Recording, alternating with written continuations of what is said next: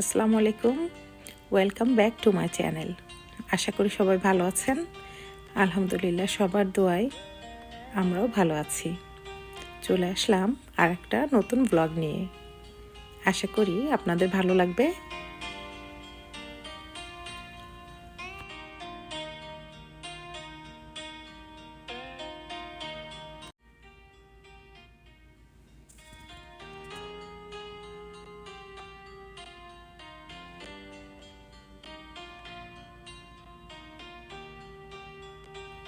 আসলে সকালবেলাটা শুরু হয় টুকটাক না অনেক কাজকর্ম নিয়ে।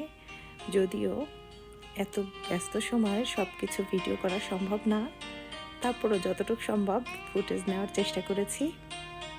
আর সকালে নাস্তার পর এভাবে আমি আমার কিচেনটাকে খুব সুন্দর করে একটু ক্লিন করে নেই, যেন দুপুরে রান্না করার আগে একটু নিট অ্যান্ড ক্লিন থাকলে নিজের মনই ভালো লাগে।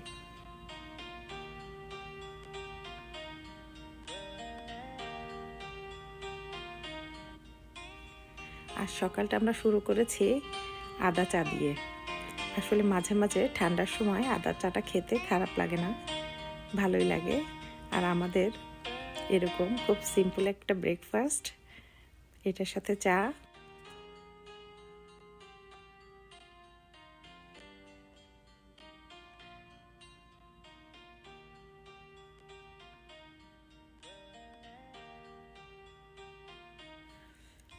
আজ সকালে নাস্তার পর গিয়েছিলাম একটু টুকিটাকি শপিং করার জন্য।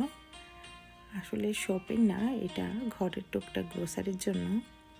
তো বেবিও সাথে ছিল, তো সে সাথে থাকলে তো আর কথাই নাই।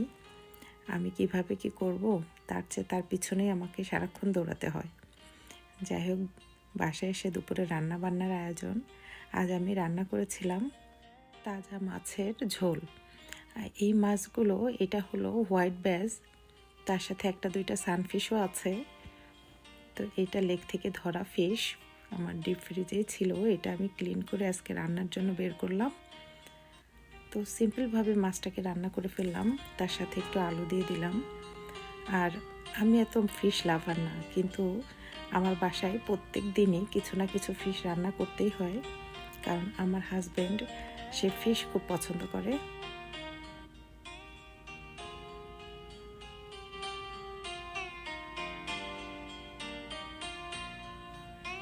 আজ আমি আরও রান্না করেছিলাম পটল দিয়ে চিংড়ি মাছ। আর এই পটল দিয়ে চিংড়ি মাছটা আমার খুব পছন্দের একটা খাবার।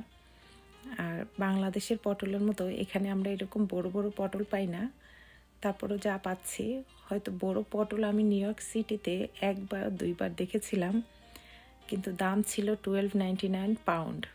তো আমার কাছে দামটা মনে হয়েছিল একটু বেশি। যাই হোক, যদি খুব ইচ্ছা করতে হয়তো কিনতাম।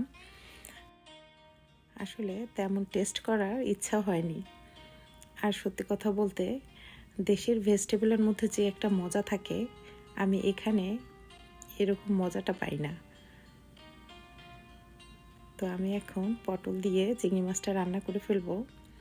আর রান্না করার আগে আমি একটু পটলটা সুন্দর করে ভেজে নিয়েছিলাম হালকা করে। আর চিংড়ি মাছটা বাচ্চারাও খাবে, তো পটল দিয়ে চিংড়ি মাছটা বাসায় সবাই মোটামুটি পছন্দ করে। আর এখানে চিংড়ি মাছ পটল রান্না করতে বেশি সময় লাগে না, 10 মিনিটের মধ্যে রান্নাটা হয়ে যায়। আর চিংড়ি মাছটা অলমোস্ট ক্লিনটাই থাকে। আমি ওয়ালমার্ট থেকে ক্লিন করা চিংড়ি মাছই কিনে নিয়ে এসেছিলাম, যদিও টেস্টটা এত ভালো লাগে না, তারপরও ইটস ওকে। আর এই যে আমার মেয়ের দুষ্টু মিষ্টি খেলা।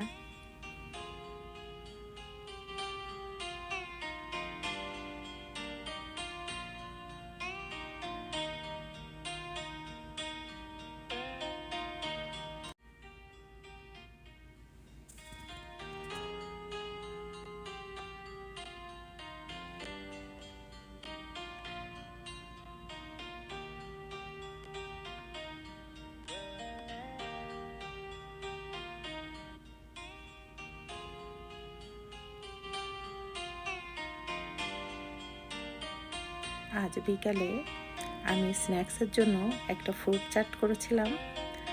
এটা আসলে ফ্রুট চাট বললে ভুল হবে, জাস্ট মিক্স চাট আর কি। তো এর সাথে আমি ক্যানের ছোলা এবং কিডনি বিনসের যে ছোট সাইজটা এটা ইউজ করেছি। তো এইগুলো আপনারা ক্যান থেকে বের করে একটু ঠান্ডা পানি দিয়ে সুন্দর করে ধুয়ে নেবেন। আর এটা বানানোর সময় আপনারা আপনাদের পছন্দ মতো ফ্রুটস অ্যাড করতে পারেন। আমি এখানে খুব অল্প কিছু অ্যাড করলাম। এখানে আমি অল্প সামান্য গ্রিন অ্যাপেল অ্যাড করে দিলাম। তার সাথে আমি কুচি করে কেটে নিয়েছিলাম একটা কাঁচামরিচ। তার সাথে অ্যাড করলাম কিছুটা চাট মশলা। এখানে আমি রাঁধুনির যে চটপটি মশলা আছে সেটা ইউজ করেছি। আর এর সাথে আমি অ্যাড করে দিচ্ছি 2টা সিদ্ধ ডিম। এর সাথে আমি অ্যাড করেছিলাম অ্যাভোকাডো। তো বিকালে স্ন্যাক্সের জন্য খুব চটজলদি একটা নাস্তার আইটেম।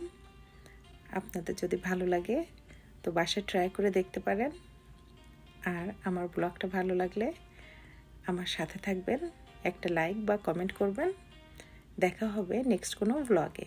সে পর্যন্ত ভালো থাকবেন। আল্লাহ হাফেজ।